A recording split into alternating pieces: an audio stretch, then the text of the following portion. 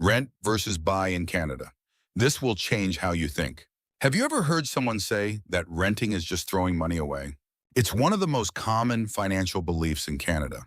People will tell you that if you're renting, you're helping your landlord build wealth while you get nothing in return. But what if that idea isn't always true? What if renting isn't wasting money? And what if buying a house isn't always the smartest financial move?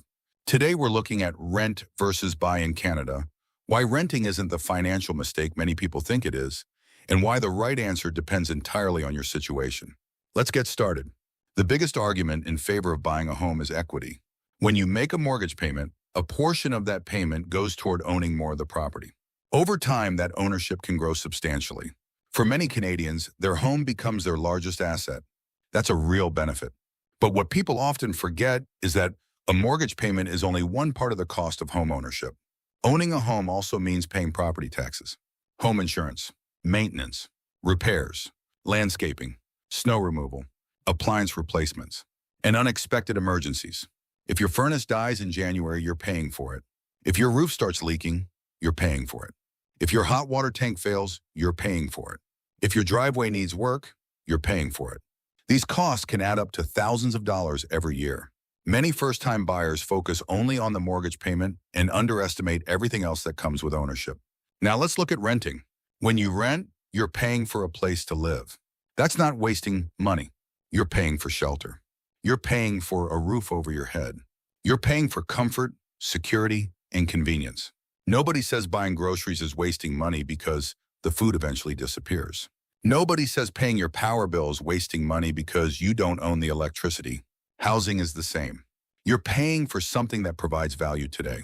A safe place to live is not wasted money. It's a necessity. Another major advantage of renting is flexibility. If you get a job opportunity in another city, moving is usually much easier. If you decide you want to live somewhere cheaper, you can move. If your life circumstances change, renting often gives you more options. Homeowners don't always have that flexibility. They may need to sell their property, pay legal fees, pay realtor commissions, and sometimes wait months for a buyer. Flexibility has value even though it doesn't show up on a spreadsheet. Now let's talk about something that rarely gets discussed: risk. Many people assume that buying a house is automatically safer than renting. But buying a home comes with risks too. Housing prices don't always go up. Interest rates can rise. Maintenance costs can increase. Insurance costs can increase. Unexpected repairs can appear at the worst possible time. A house can be a great investment, but it isn't a guaranteed investment. Like any financial decision, there are risks involved. There's also something called opportunity cost. Let's say you have $75,000 saved for a down payment.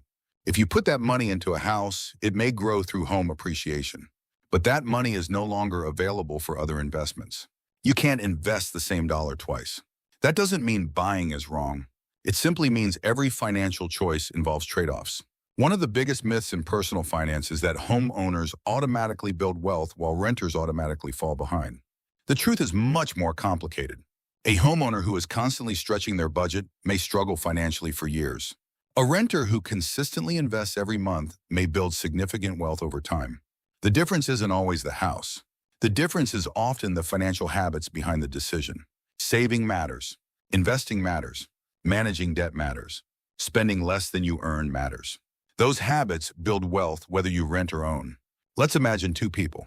One buys the biggest house they can qualify for and has very little money left at the end of each month.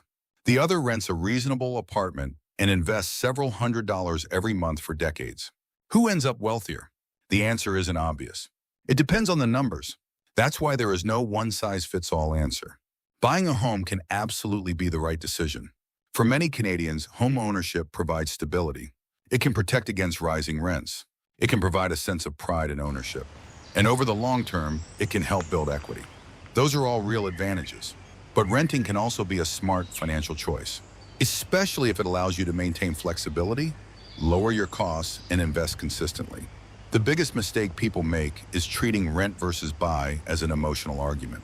It's really a financial decision. And financial decisions should be based on your goals, your income, your lifestyle, and your future plans. Instead of asking, is renting throwing money away? Ask yourself a better question. Which option helps me build the life I want while staying financially healthy? For some people, that's buying. For others, it's renting. And that's perfectly okay, because financial success isn't about following someone else's path. It's about making the best decision for your own situation. If you found this video helpful, hit the like button, subscribe to the channel, and let me know in the comments. Do you think renting or buying makes more sense in Canada right now? Thanks for watching, and I'll see you in the next video.